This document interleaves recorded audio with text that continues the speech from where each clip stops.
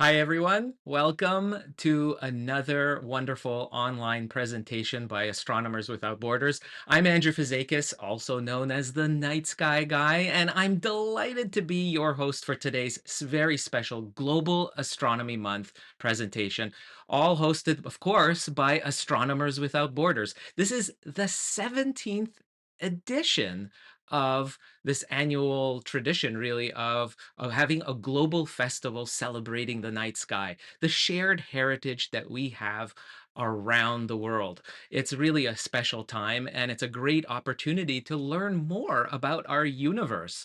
This month is, we kicked off just a few days ago on April 1st, obviously. And of course, everyone's attention around the world is with that amazing Artemis mission, four human souls going around the moon. And just a few hours ago, I think one of the most iconic images was released, and that, of course, is this beautiful crescent-shaped Earth in the backdrop in front of this cratered, storied, amazing terrain of the moon in front, taken by the Artemis mission crew members late yesterday. And they were just downloading a whole bunch of those images, those photographs that they've been taking through the porthole of their Orion capsule. And this is just an amazing photograph, and there's many that'll be coming down, but I think it really speaks to how fragile our world is, just hanging there in the inkiness, blackness of space. No boundaries exist there. There are no borders. It's just one world, and it's just one magnificent view. I think it really speaks to, of course, what AWB is about. Our motto is one people, one sky. There are no borders, and we have that shared heritage of the universe, the cosmos that we live in. So it's just a fantastic backdrop, I think, for today's special presentation, because it's all about investigating and the universe, and just bringing forth your curiosity that involves all of us around the world. And this is I'm really excited about this presentation, because it's all about how millions of people around the world are helping make real scientific discoveries, real stuff, working with professional scientists together in what we call, as colloquially known, is, of course, citizen science. And so our presentation today is titled Astronomy Research and Discovery with Millions of People Worldwide through Zooniverse. And of course, it's really my pleasure today to bring in our special guest speaker, Dr. Laura Trouille, who is the Vice President of Science Engagement and Visualization at Adler Planetarium in Chicago, and is a research associate at Northwestern University, and is the co-principal investigator for Zooniverse, the world's largest platform for people-powered research. So please join me in welcoming Dr. Laura. Hi. Hi, I'm so glad to be here. Thank you for having me. Oh, it's really my pleasure. I'm so happy that you could come and join us and share this, some of the, I guess the highlights of the power that this online platform has in bringing regular people into the world of research and a cutting edge research. It's really also just fantastic. Laura, the virtual stage is yours. Excellent. I'm going to click share screen. And while I'm doing that, I'm going to start. Well, first, check that this is projecting as expected. Looks Um, good. and then start with a thank you. I know many Astronomers Without Borders participants and affiliates and champions have participated in Zooniverse projects. So thank you for that. And I hope through this talk to give a sense of the breadth of what's available, and also encourage you to click back in and be part of this global collective effort of research and discovery. So I'm speaking, as you mentioned, I'm VP of Science Engagement at the Adler Planetarium in Chicago, PI for Zooniverse. And this is a collective effort between the Adler Planetarium, University of Minnesota, and University of Oxford, and our teams who make the Zooniverse platform possible. And then in collaboration with So many researchers, and then this global community of participants. So overall, general mission of Zooniverse is advance research and discovery and have meaningful, worthwhile public engagement and real research. There's a societal role that we hold very dear, which is just low barrier to entry, have people engaging directly in that real research and breaking down those barriers between the public and scientists and researchers and the work that we're doing, building that understanding of how science works, which is so important today. And then there's just this role in research and discovery. You'll see the hundreds of publications and discoveries that have come out of this platform. It's just give researchers easy to use free tools to unlock their data and advance knowledge together. So to give a sense for what this is, Zooniverse is a collection of many different research projects, and they're all built using our research infrastructure. So Galaxy Zoo was the first. It launched in 2007, so many years ago now. We're getting old. And this is like a typical project landing page. And then you go in, and this is the heart of the platform, which is to classify, tag, annotate, label, mark, transcribe data, images, audio files, video clips, pure data in some way. So this is the Galaxy Zoo project where you're looking at images from James Webb, distant galaxies, and you're being asked to see something about their morphology, something about the characteristic, and it's a simple series of questions. We have kindergarteners who participate in Galaxy Zoo. We have people within our Adler Planetarium Museum through a collaborative touch table experience. We have senior citizens, everybody, no background experience or special expertise needed. It's just looking for structures in images. And when you land on the classify page, you're shown a very simple tutorial. There's 5 slides that just walk you through, here's what you're being asked. So you can feel confident in what you're doing and know what you're meant to do. So that's Galaxy Zoo, another example. I'm going to focus on our astronomy project example since this is the community that I'm speaking to. But another one is the Rubin Comet Catchers project, which, with the Rubin Observatory, there's so much rich data that's going to be coming out of that telescope. So this is one of the projects. You're looking for little tails of from the comet. Do you see a tail or a dust cloud? So this is another example. Multi-image subject, a simple yes/no question, just looking for patterns. Every image is classified by many people, so you don't have to worry that you might get it wrong as an individual. It's the power of the crowd that gets it right. We always upload also expert classified data, and we compare the consensus result from the crowd to that expert classified subset, like a few thousand images as a subset of the hundreds of thousands or million images that are uploaded, and make sure that the research team is going to get the quality of data they need from harnessing the power of the crowd.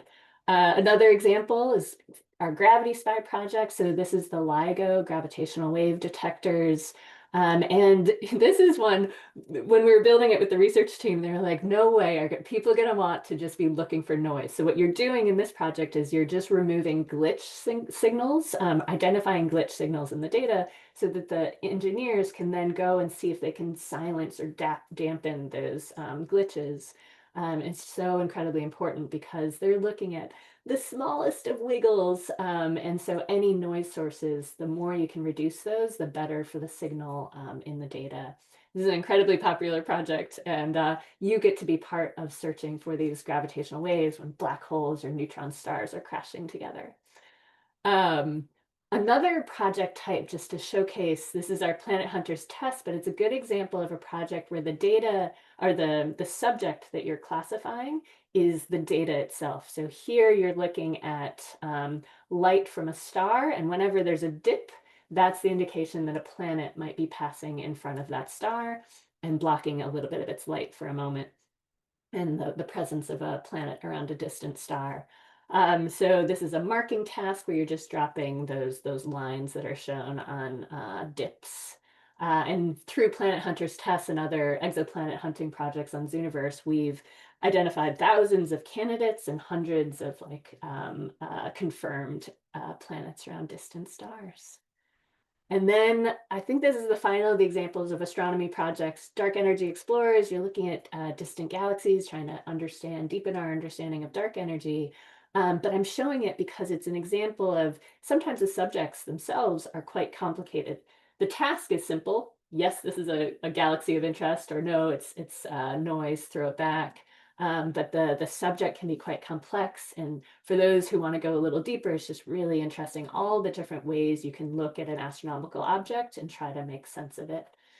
Um, oh, the one other is more taking, still related to astronomy, but more on the humanities side. So this is a project that ran through the Adler Planetarium, mapping historic skies. We have an amazing collection of constellation imagery. And so this was first extracting the constellations from these huge, beautiful paintings, and then tagging and labeling the specific constellation images. There's a whole slew of humanities projects, lots of transcribing historic documents that are done through harnessing the power of the crowd on Zooniverse, to labeling photography of archives from around the world, lots and lots of humanities efforts, biomedical projects, and a ton of ecology projects. Every project has what we call the about pages, but we want people to know why they're being asked to help, what this research is about for that particular project. So active asteroids project tells you, why are we searching for these? What does it mean to be an active asteroid? What's happening about the ice in the water that's coming off of these. There's information about the team that's leading the project. Whenever results are happening, we post through the about results page, FAQs. Just in addition to the tutorial, help text, field guide, we really want participants to know the why and the context of each of the different projects. And then every project, this is pulling from the Daily Minor Planet, another of the astronomy projects, has a talk discussion forum. When a research team comes to use our research infrastructure and builds their project in Zooniverse, they also commit to being responsive to participants' questions and comments, and they want to understanding really what's happening in the research.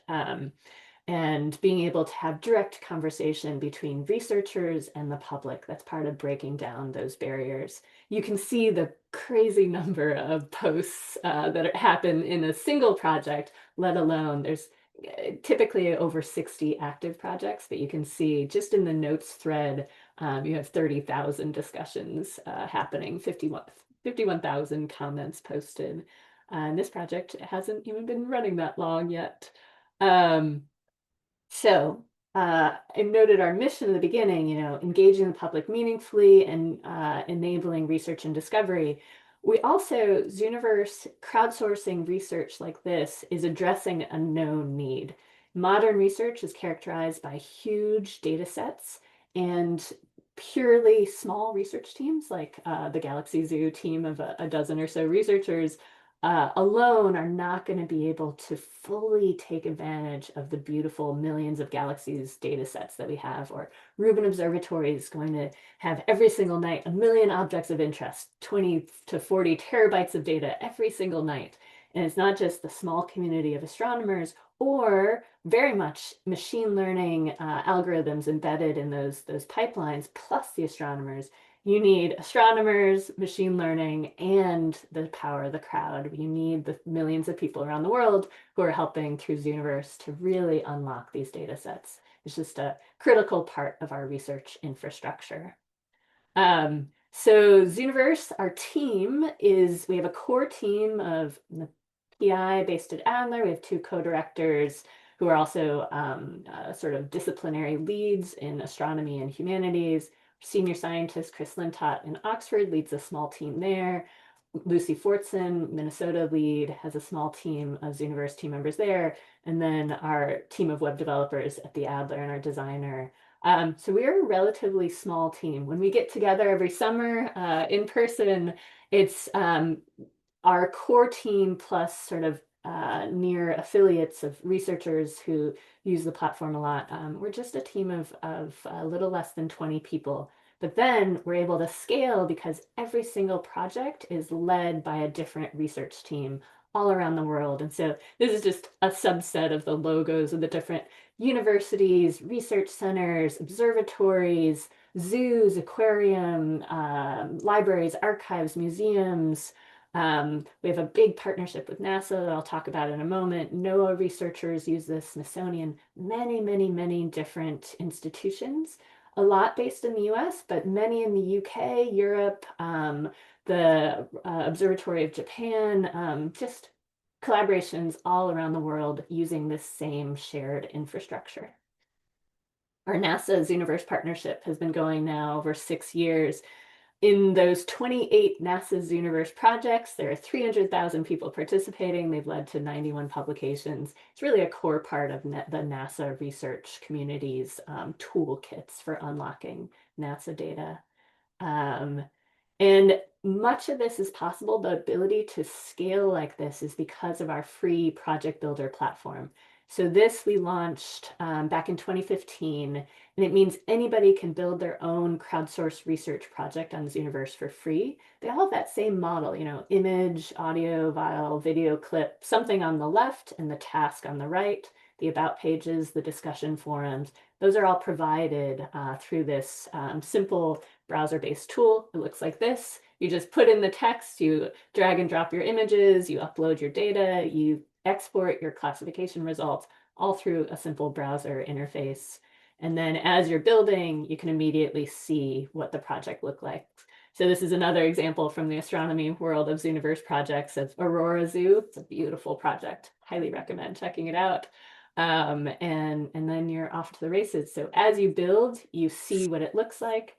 There's a review process that our participants helped with. So 70,000 have signed up to be beta reviewers. And we go through a really important vetting and feedback and improvement process before the project launches to the full community. So when 2015, when we launched that Project Builder DIY platform, we went from building a few projects a year as a small team of web developers, like 2 to 3 projects a year at most, to 40, typically about 40 projects are launched every year now because they're built by research teams. Um, and it's a global community, and so it was really important for us to also be able to translate projects into different languages. That very too quickly scrolling video is just showing all different languages and the projects that have been translated into that language. Importantly, our participants are part of oh,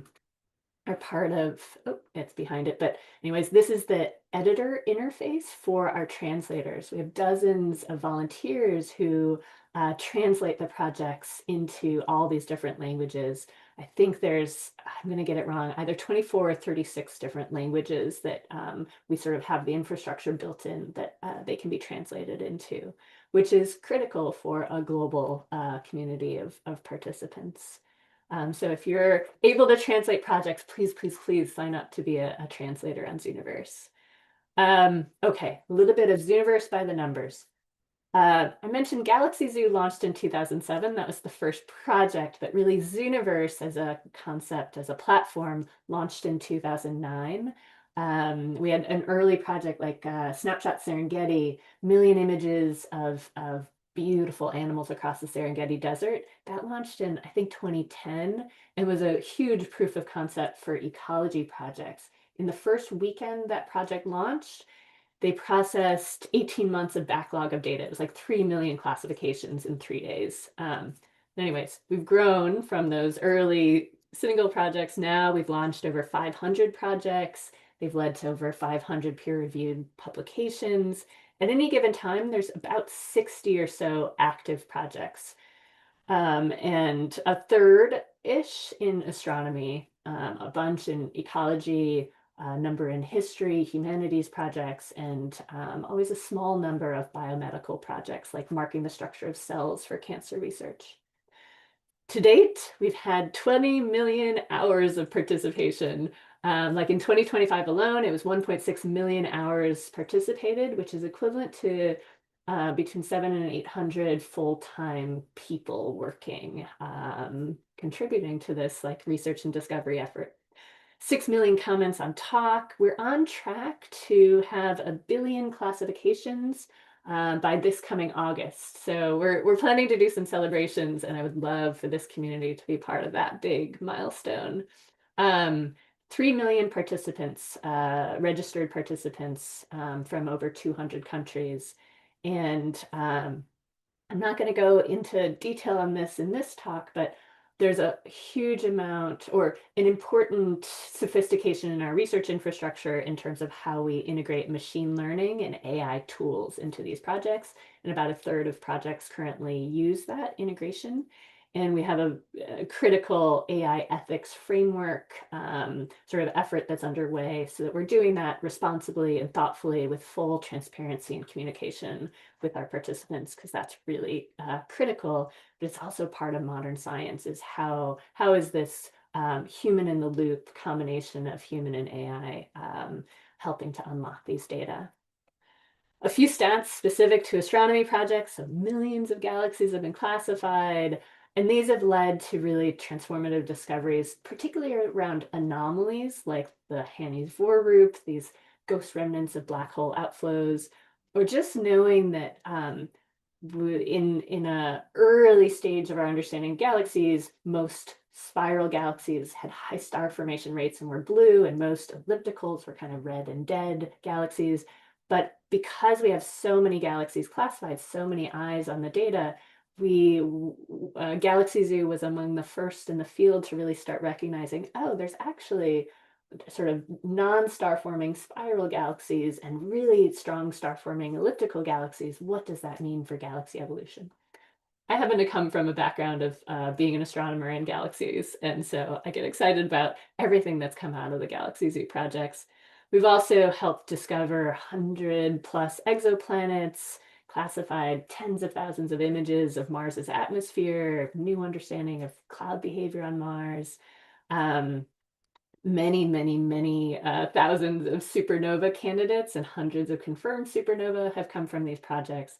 It's all about many eyes on the data.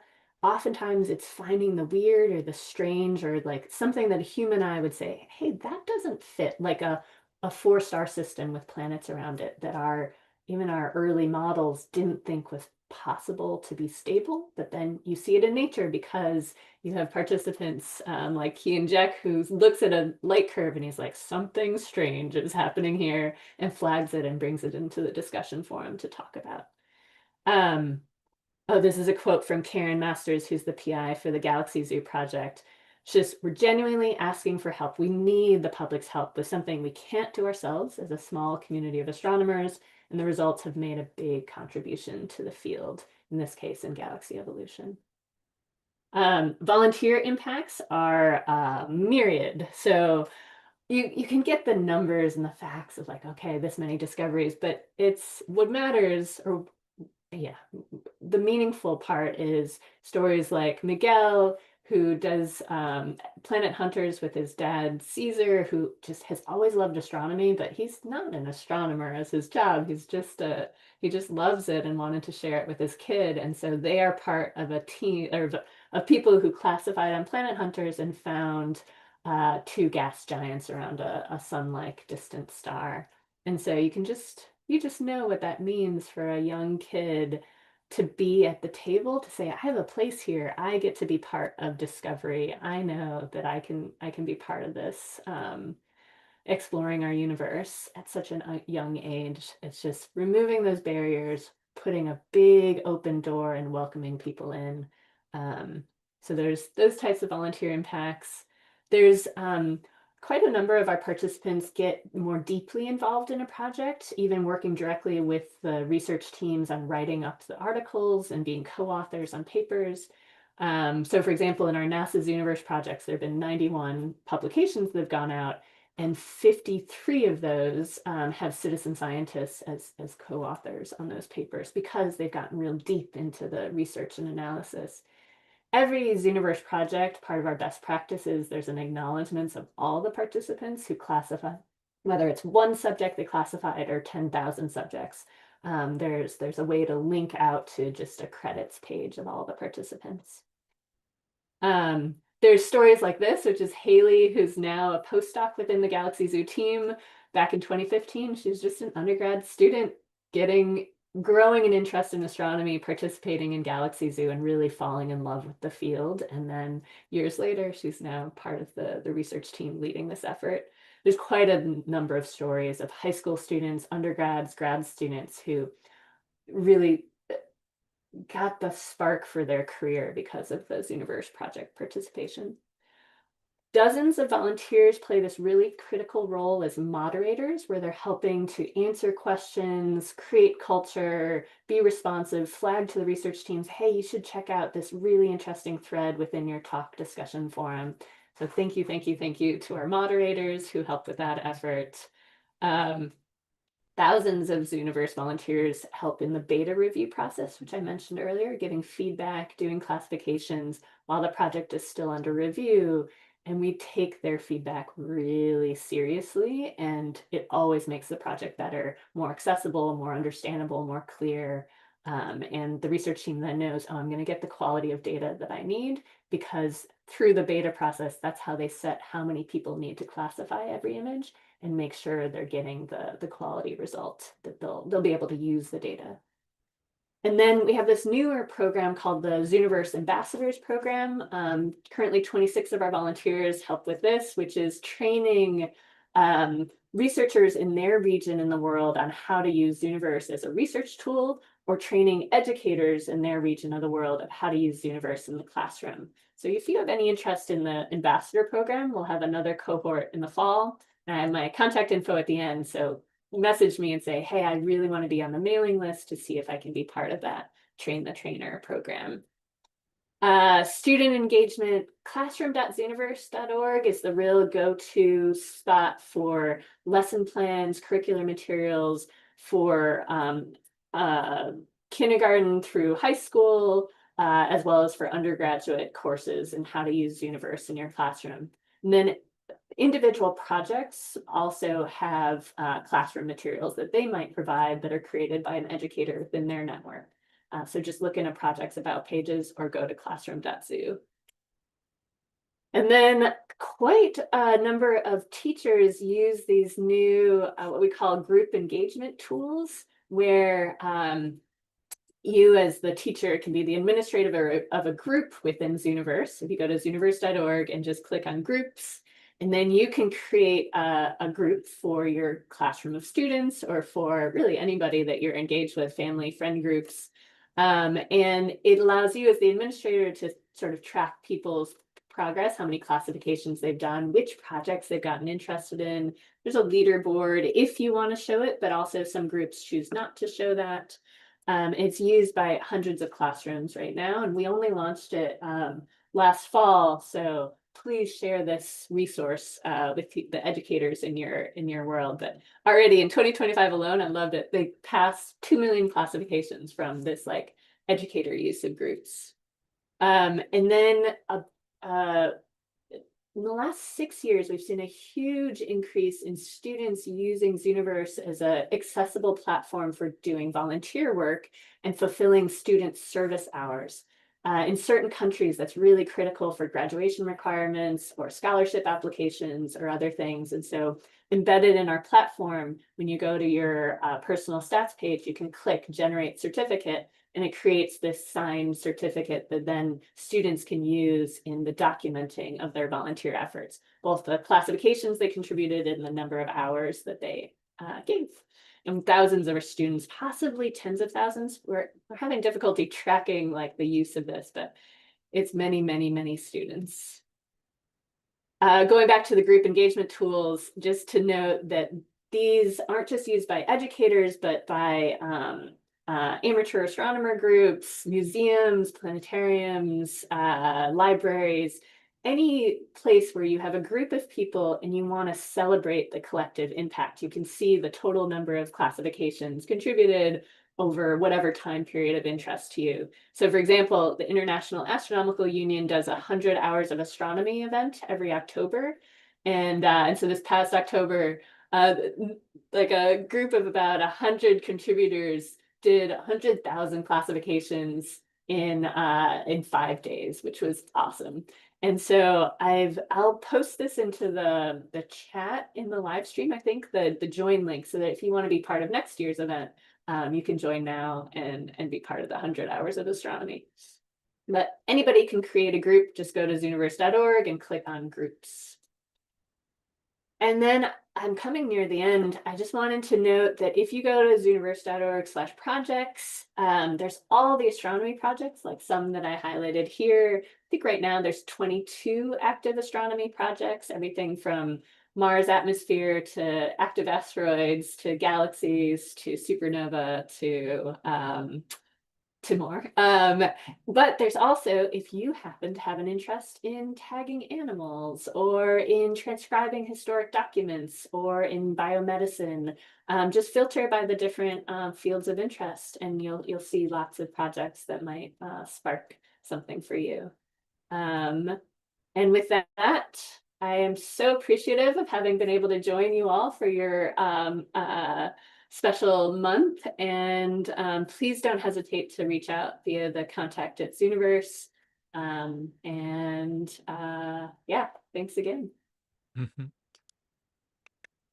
That's fantastic. Thank you very much for that. That is look really amazing stuff. I mean, I'm just floored at the numbers that are existing in the amount of participants that you have. We're talking literally millions.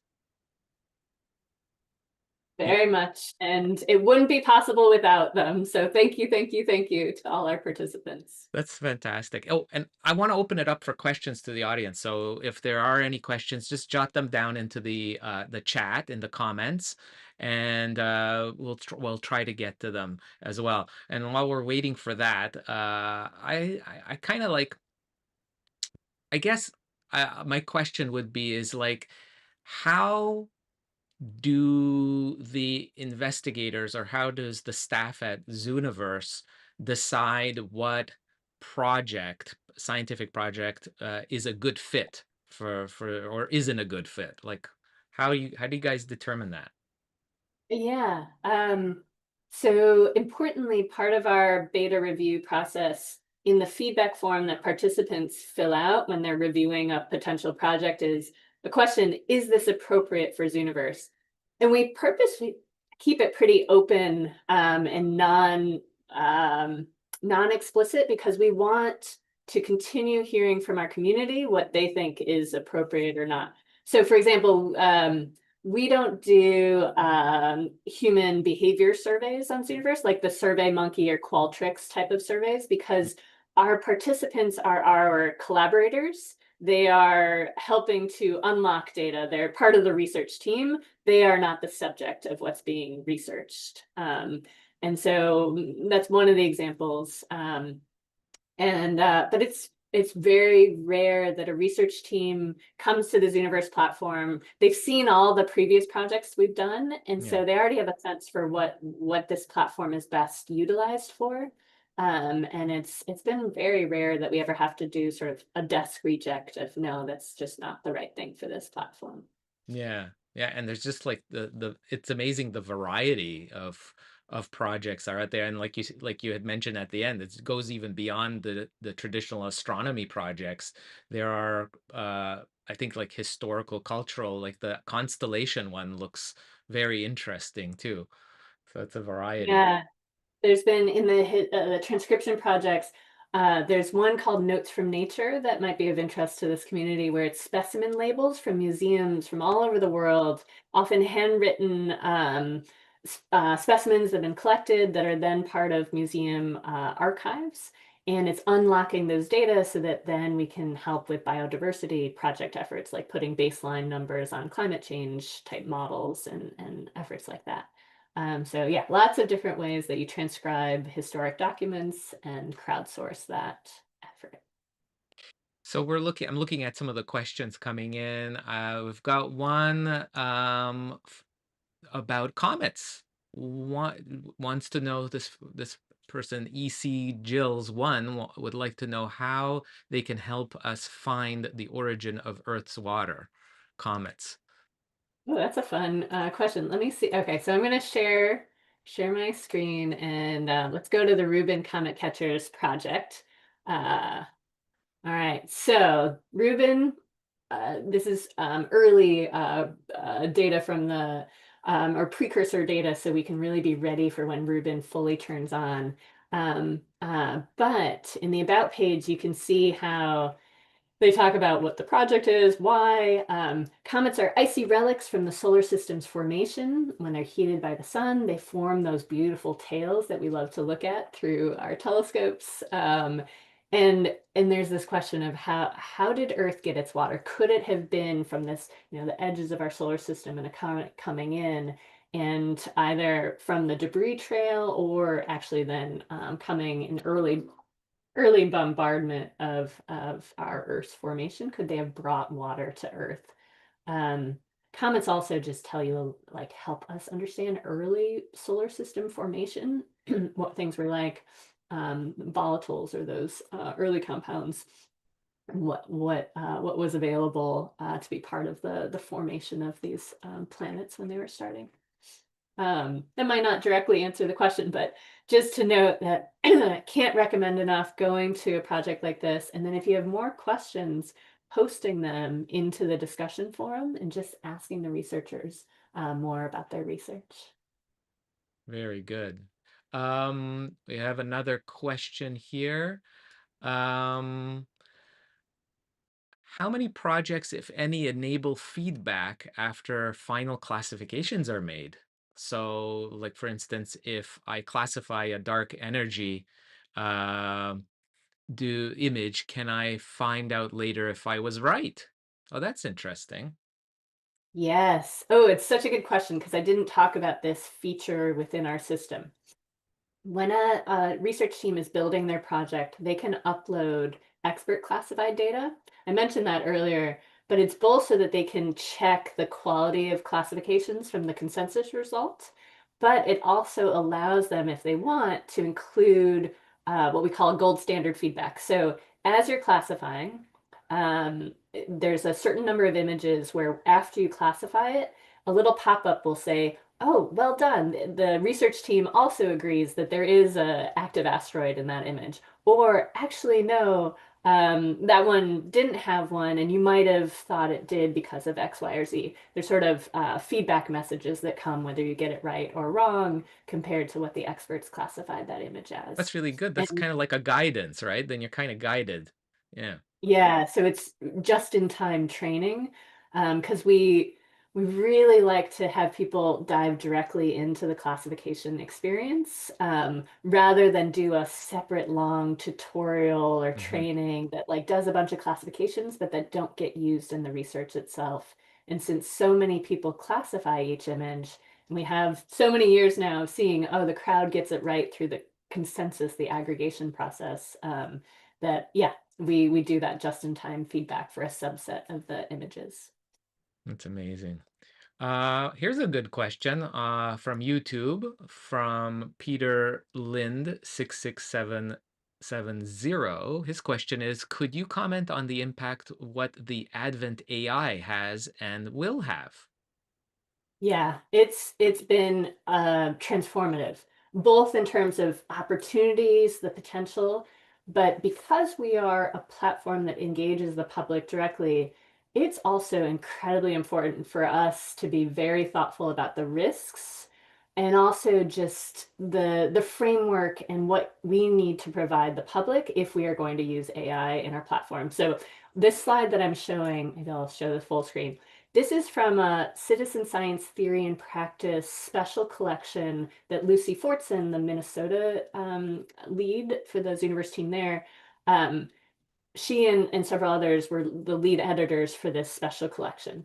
It brings together a lot of articles about how AI is used in citizen science, including in Zooniverse. And this gives examples of the ways. So there's a lot of human in the loop. You're training data sets that are then used to train models to thoughtfully process through data in the sense of like training a model that can then catch supernova in the rest of the data set. There's quite a bit of what we call correct a machine in Zooniverse, where we we have the image and then we overlay the machine prediction for it. And then we have human participants edit it, correct it, change it, say, actually got this right, but I got this part wrong, as a continued training back to the model to be better and better at what it's looking at. The human in the loop for us means that human oversight is there, but also astronomy is such a good example of where there's so much we don't know. Like when we found the four-star system with planets around it, at that time our best models and simulations said that couldn't be stable. And so our machine algorithms weren't trained to look for that type of system in the data because we thought it couldn't exist. And so you always want to have human eyes on at least some of the data so that you're catching those potential anomalies, those strange, bizarre things that just our human eyes are good at saying, hey, something strange is there. I'm flagging that for follow-up, a deeper dive. So there's this whole interplay between humans and machines. We find that classification results where you combine human classifications alongside the machine model result, you end up with a more complete and clean sample of data than if you only used humans or if you only use the machine alone. There's just so many versions of how the combination of the two is really what modern science needs. We also very much keep space on the Zooniverse platform for projects that will choose not to use a machine model. Either they don't have the internal expertise and they're not able to use it for that kind of barrier, or they're purposefully going to say, you know what, I know a machine model could do this, but there is this experience that we're having of a collective collaborative effort between the public and the researchers, and I want them to dig into the data with me and I want to be in conversation with them and I want to take the time to do that. And so that's also supported in our platform. Um, and then at the bottom is just the many different ethical considerations. And we have this, I think I can skip to this. Just noting that we ran a series of workshops on AI ethics and citizen science around transparency and communication, ethical, responsible approaches to machine learning, downstream data protection. We're learning so much from ethicists, data license experts, computer scientists, and that's all going into a framework that we are now alpha testing with a small group of projects, and then we'll ultimately sort of deploy across the platform to be very thoughtful and values-based in our approach to AI integration. That was a very long answer to a really good question. I hope it was okay to go into that level of detail. It's such a critical, Absolutely. I think yeah. it's so relevant today because AI is becoming something that everyone hears about, knows about, is excited, is a bit skeptical about it. So there's a whole range of reactions to it, and I think it's really great that your team is really looking into it and being very careful in it, but yet being able to leverage the power that it does offer and curate it, curate it live. I think it's really, really important. We have time for maybe two more questions because I don't know, suddenly people are asking more questions now. They're popping up. So this is I've seen it I think twice already in the comments about this one project called Gravity Spy. And they're asking Yeah. like, what is that about? I think there's interest. It seems very interesting. Gravity Spy. Yes, happy to speak about Gravity Spy. It's a project. I mean, you can't have favorites. It's like having favorite children. But it was because it's a collaboration. I'm based in Chicago, and so the Northwestern University team is one of the leads of it, along with a whole slew of collaborators, Syracuse, Caltech, lots of others, plus the LIGO collaboration itself. So Gravity Spy is our project that engages the public directly in the search for gravitational waves, which are the result of our current technology allows us to see if two black holes merge together, then it creates ripples in space-time that come through and hit. I wonder if I have a picture of the LIGO detector at the on the cover of the graph. Yeah, I'm going to show my screen just for a sec. Sure. Um, oh, Oh, I and see. Oh, so yeah. Wow. Yes. arms. Oh, and I'm in admin mode. Ignore the, that's my special mode.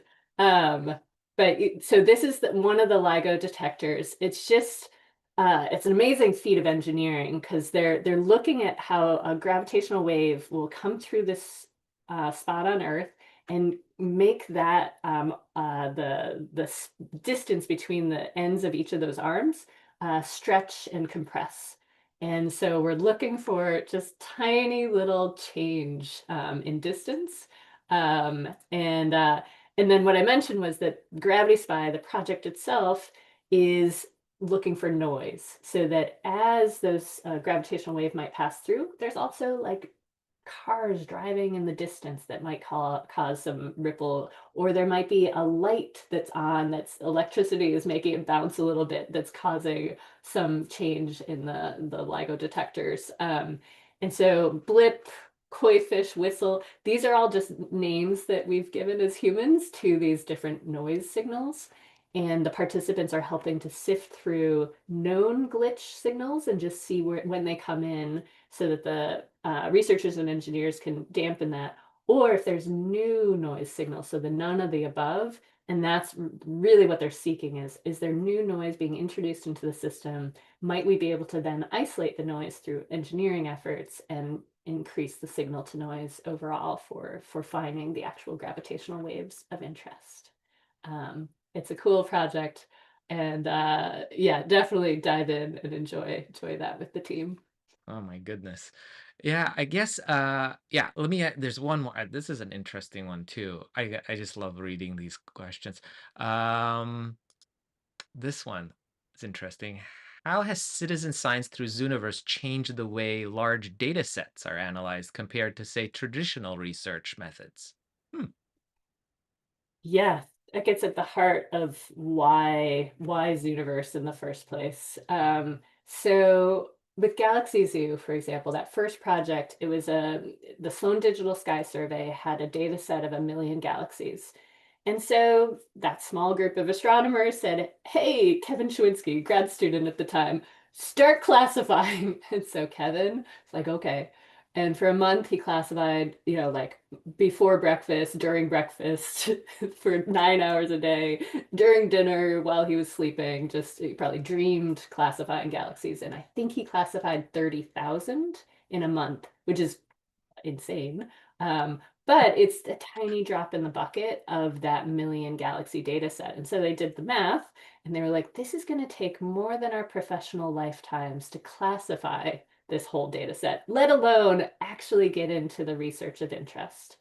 And so I, the lore is that Angry Birds was really popular at the time. And so the research team thought, well, what if, and this is like Chris Lintott, Lucy Fortson, a number of other astronomers, they thought, well, what if we do the same thing, but instead people are helping for research? And this is a straightforward enough problem of just looking for structure that we could have non-experts help us. And so in that 2007 launch of the project, 100,000 people helped, contributed millions of classifications.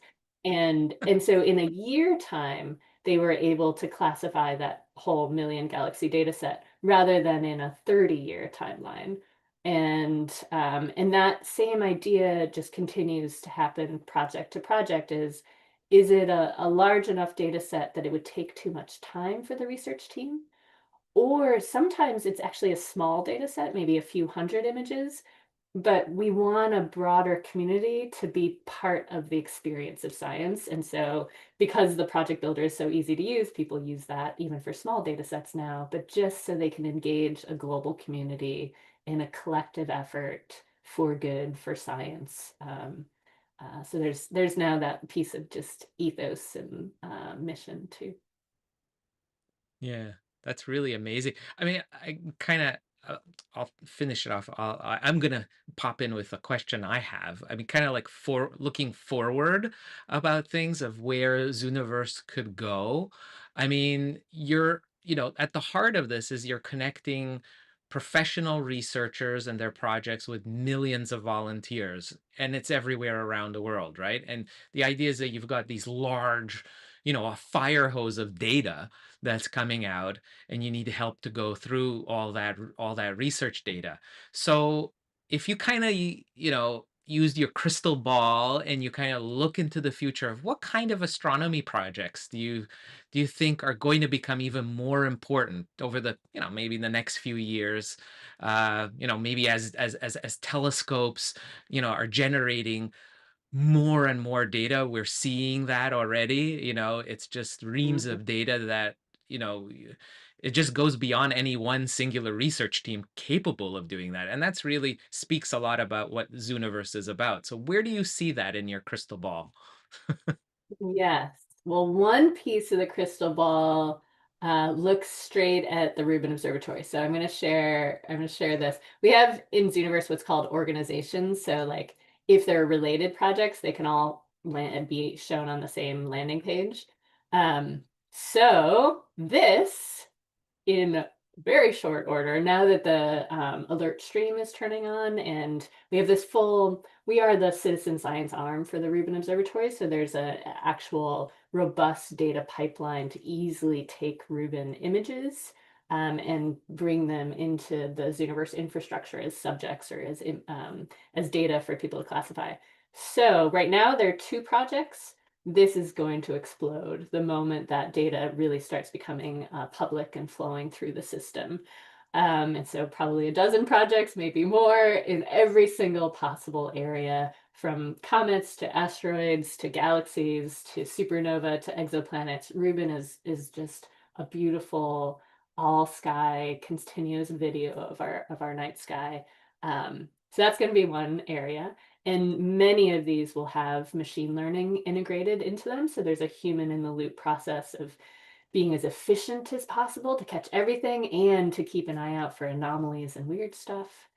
That's one piece of the crystal ball that we're all very, very excited about. And maybe I'll stop there. Just one little corner of the crystal Well, ball. that's a tease. I know with Vera Rubin, it's been, getting a lot of headlines of how much is coming out, like the number of asteroids that are being discovered, and the power that our technology today has is really incredible. So, yeah, yeah, it's really amazing. Um, Dr. Laura, thank you so much again for joining us today. I mean, sharing this fascinating look at how Zooniverse is really doing the job of connecting people everywhere to real science and discovery. I think it really speaks to here at AWB that making connections. And I think what you've really shown us today is that astronomy really does have the power to break down borders. There are no borders in something like this, especially an online platform like this of just bringing people around the world together. And you're showing how many countries are participating. It's just wonderful. It's a great arena for everyone. And thank you so much, Dr. Laura, for everything. I'm so glad to have joined you. Yep, fully agree. One people, one sky, and however we can be of service to that goal, I'm in. Absolutely. Thank you. And thanks to everyone here for joining us today, and for sharing this fascinating look at how Zooniverse is doing this. And I want to thank everyone for joining us today and being part of this special Global Astronomy Month live stream from Astronomers Without Borders, of course. We hope today's presentation inspires you to explore, of course, participate in Zooniverse. We'll have links for that as well in the comments coming up, so stay tuned for that. I'll be making sure I'll put those in. And remember that each of us play a role in discovering more about our universe. So be sure to follow Astronomers Without Borders. And if you like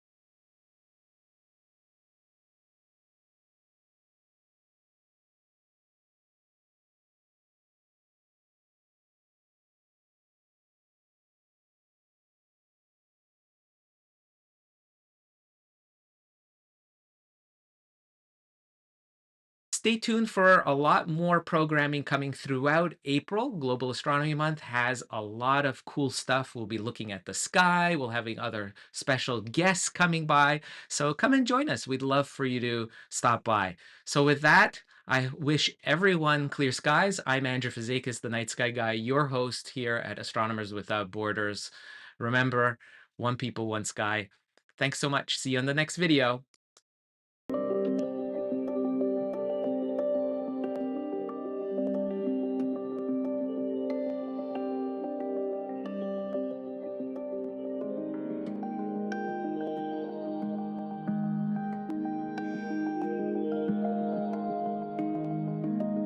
从蓝色的小点到远方的恒星，我们是同一群人，拥有同一片天空。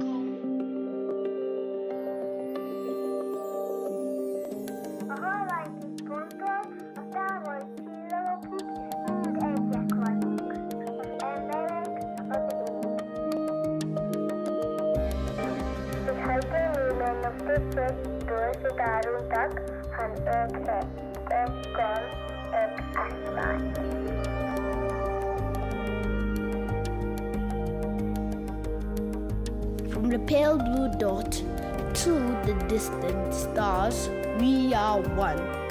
One people, one sky.